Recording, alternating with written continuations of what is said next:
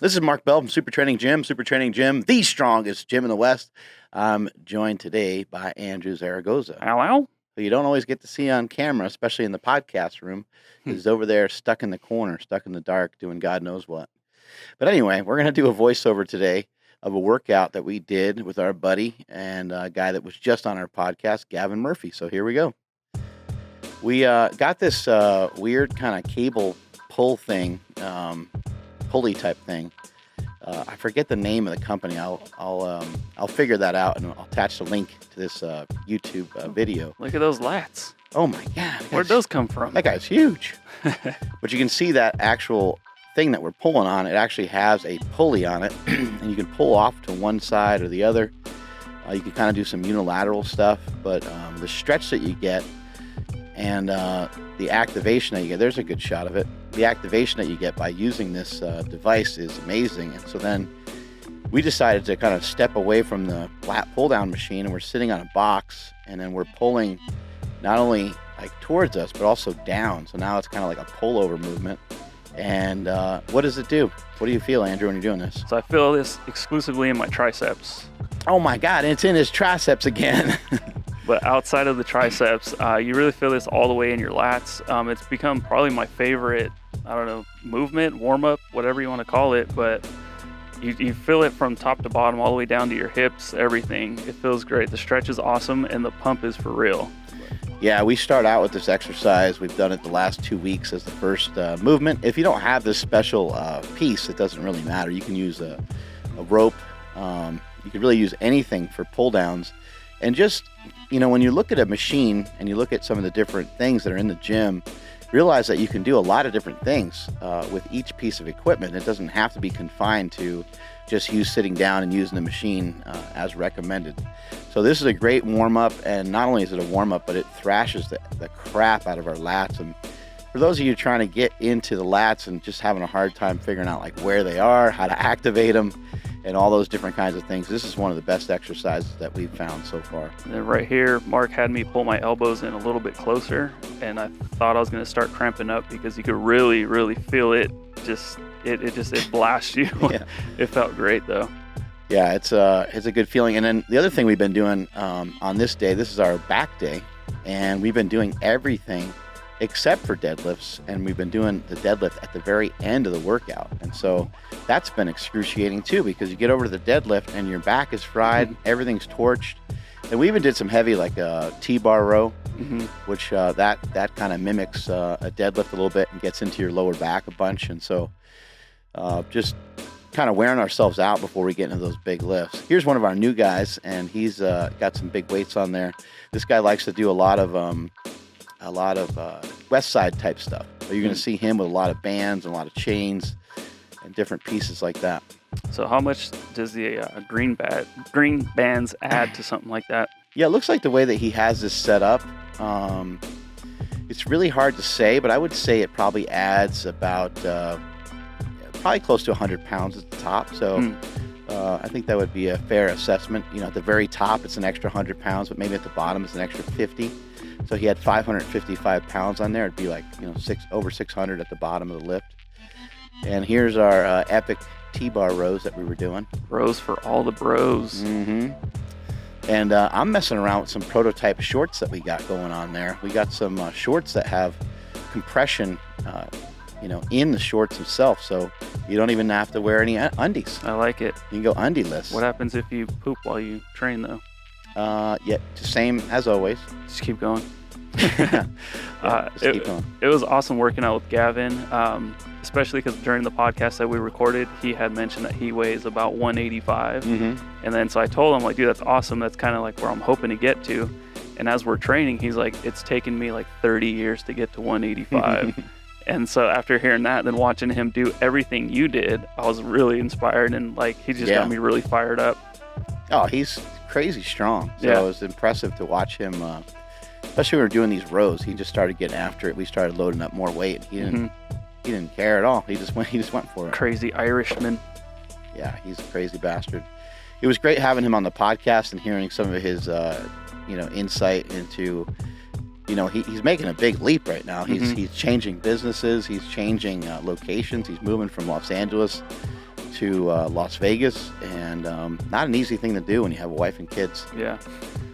This was a blast, especially considering about this time last year, I couldn't even get out of bed without nearly dying. So the fact that I'm sitting here doing rows with you guys, it's been a long journey, but training with you has gotten me really motivated, and it's been feeling great. You've had back problems for a long time, right? Yeah, I went to the doctor once, and they right away told me I had arthritis, and they were getting ready to do back surgery on me. Jeez. Like right then and there. I'm like, can we slow down just a second? You're like, arthritis? Am I 70? Yeah. What the hell? So they said I had either bulging or a herniated disc. Either way, they wanted to do surgery on me.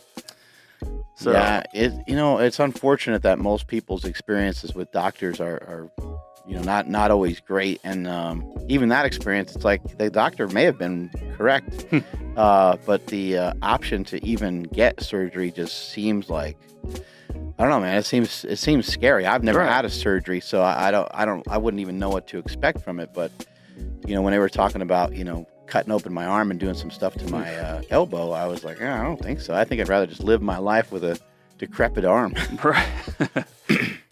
Just roll out that way. Now we're doing some lat pull downs.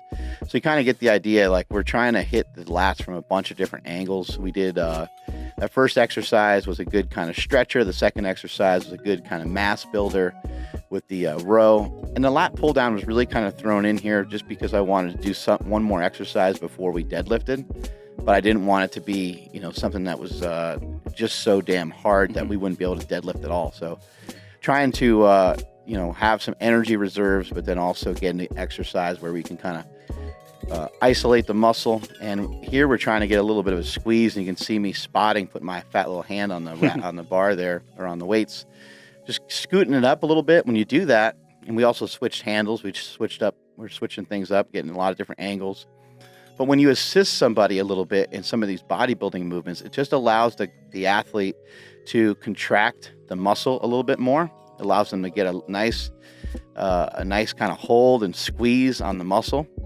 And that's exactly what you want to try to do. Have you ever lifted the way Gavin's doing right there? Or I think he got it from O'Hearn, where he's kind of has his eyes closed and he's really focused. Yeah. I mean, have you ever tried anything like that? Yeah, I do that quite a bit, and I've always liked doing that. I used to do that when I used to do higher reps, and then when we went down and saw O'Hearn, he was doing it a little bit more often than I've seen in the past, and I was like, yeah, that's actually a good idea, because you try to stay connected. And what he's actually doing, Gavin has been training with Mike for 6 years, and what they're actually doing is they're trying to almost, by closing their eyes, they're trying to almost take their mind out of it and think to themselves, like, I'm a machine and I'm going to get through this set. On top of that, they might be thinking some other things too, which Mike has shared with me, where you're not just thinking about the muscle being worked. You're thinking about the connective tissue being worked, which is a way different emphasis on the exercise. Rather than thinking about how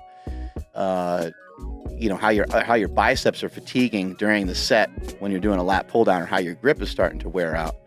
You're now thinking about all the connective tissue underneath the armpit and through the shoulders, and how the lift itself is restorative for you. It's actually a really interesting thing. We've heard Jason Kalipa talk about it on our podcast before, where he talked about trying to distract yourself from certain things. When he's running, he's thinking about how his foot is striking the ground, rather than, holy shit, there's a huge hill coming up and I can't breathe. Yeah, that makes a lot of sense. That's something I need to start utilizing, especially when we do get into the higher reps. It's tough. You know, halfway through and you think you're going to die. Look at our boy Terrell. He's got no waist at all. Like, how do you even find a belt that fit? It's funny how, Terrell just moved out here from St. Louis. We should interview him and talk to him a little bit about his story, along with everybody else. I mean, it'd be great to get everyone's story in here, how they kind of got part of SuperTraining, part of Slingshot. But his story is just kind of a weird one, because he filmed a workout that Mike O'Hearn and I did down in Los Angeles, and I didn't even really, I noticed Terrell because he's in good shape and he did the workout. I wasn't really paying attention that he was videoing so much, and then I thought he was just kind of videoing because he was just being like touristy. I thought I didn't know he was like talented with it, And then he put together a video. It popped up on YouTube, like it popped up on my YouTube for me to like, it was like a recommended video for me to check out. Mm-hmm. And so I watched it and I was like, damn, that was edited really well. Mm-hmm. Yeah, he's a savage. I got his info from O'Hearn and then I hit him up and he's in St. Louis and I texted him and I said, this is Mark Bell. I'd love to speak to you about, possibly working at Slingshot. And he was like, huh? He was really thrown off. But then, for that guy to make the jump and just to come out here and say, screw it, this is what I'm doing. That takes a lot of guts. That's not an easy thing for people to do. No. What do we got here? So now we got, now we're moving into the deadlift. And when I was deadlifting on this bar, things were feeling really good. And when I moved over to the other bar where they had some regular plates and not bumper plates, it started to feel a little heavier. But I was just trying to move explosively for the first few sets and try to use my legs a little bit more than I have been. But you can still see I'm pretty bent over. Remember, when you're deadlifting, you always want to have your hips lower than your shoulders. And when I say always, I mean that's what you're trying to do. But a lot of times your hips will rise up. As you can see, Gavin's hips are coming up a little bit there. Even though he's starting with a low hip position, they're starting to come up. He's starting to get fatigued and the back's starting to round a little bit. The interesting thing is, well, that's one way that we build up our lower back is to have it actually round over. There's T showing off those guns. And so, deadlift is a tough exercise to figure out because you want to keep those weights close to you, but you want to try to keep the back flat. There's kind of a lot of things to remember. And Gavin's just going double overhand grip, so now his grip is starting to fail him. But he's too tough. And there he goes. I was going to say he's too tough to admit that his grip is going, but he switched to an under-over grip. Yeah, his setup at the bottom almost looks like an Olympic lift is about to jump off, and then he just pulls it up like a deadlift. Yeah, he likes to get way down in there. The key is to keep the spine neutral, which is what everybody's goal is, but I don't think everybody knows that that's the goal. And so people get confused and they think they need to kind of like hyperextend their back and get in this kind of weird, crazy position. For me, like I'm actually trying to round over right here because I'm just trying to like stretch, but if you could see, my lower back doesn't actually even round. And that's just from tightness. It's not great, it's shitty mobility. And it's just years and years of kind of building up the spine. Here we got Jessica Smith smelling that bottle. That's smelling salts. Sometimes I just put my underwear in there after a squat workout. That's why it smells so good. Yeah, sometimes people use that and they're like, oh my God, what is that, bleach? That's like the cum trees in Davis. Have you gotten hit by those yet? We have them in Elk Grove, yeah. Oh my God, you're so lucky. Yeah. They are really blossoming. And Andy and I were walking around Davis the other day with our kids, and Andy's like, don't say it. Don't say it. Because every time I'm like, man, it just feels like somebody just shot a load all over my freaking face right now. I'm like, I don't even know what happened. What I love about Jessica's deadlifts is how white her face gets after. She is a monster. I don't know what's going on with her. She's been doing awesome with her lifts. 380-pound deadlift. We're talking about a bunch of other bullshit, and we're ignoring the fact that a girl is outlifting us. Now we're probably trying to distract everybody. Yeah. Not let them see that. But yeah, 380 pounds, and she did like 5 sets of 3 reps or something. And an interesting thing about Jessica is that she is she's a really good athlete. And it's kind of annoying sometimes when you have really good athletes in the gym. I mean, we all want to see each other succeed, but sometimes somebody succeeds too much. You're like, I'm not cool with that. I don't appreciate that. I'd rather have you slow down a little bit. And if you tell her something in between a set, actually it happened like 2 weeks ago. I was like, oh, she's kind of toast. I'm going to tell her, like, if the next set looks like shit, I'm going to tell her to shut it down. And she just made an adjustment to the next set, and she lifted it totally fine and lifted it with good speed. And I was like, that I've seen that like twice in the time that I've been coaching people and the time I've been around gyms. It's really rare to see that. Oh, just going in for the attack on Marcus. Look at Marcus acting like he doesn't like it. He's just like every other guy. I'll take what he can get, right? Someone sticks a boner in your back and, something's going to happen. I seem pretty excited even just to be part of it. But yeah, Jessica's gaining a lot of strength, and a lot of other athletes at SuperTraining are getting strong, getting ready for the Slingshot Classic, which is coming up in November, which I'm super excited about. Super excited about supporting it. It's my BFF's meet that he runs every year, Jesse Burdick at Combat Strength and Conditioning. I guess Yeah, we tried to figure that out the other day. Combat Strength Association. Yeah. But yeah, Gavin is a tough bastard. When I was down there in Malibu in July, we were working out 4 a.m. not every morning, but at least 3 times a week. And it was brutal. You know, if it wasn't 4 a.m., then it was 5 a.m. Pretty much. We didn't really get a whole lot of slack. But he showed up to every workout, worked his ass off. He worked out really hard, and we only had one day where he and I worked out together, kind of on our own, and we got to share some different stuff with each other. And that's when he was like, "Oh shit, I need to kind of make some changes, and I want to move to Vegas." So it was really weird. We only had that one brief moment together, but just after sharing some stuff with him that we've done here at Slingshot, he kind of got that wild hair up his ass and decided to mosey on over. Anyway, that's the end of the video. Strength is never a weakness. Weakness is never a strength. Catch you guys later. Peace.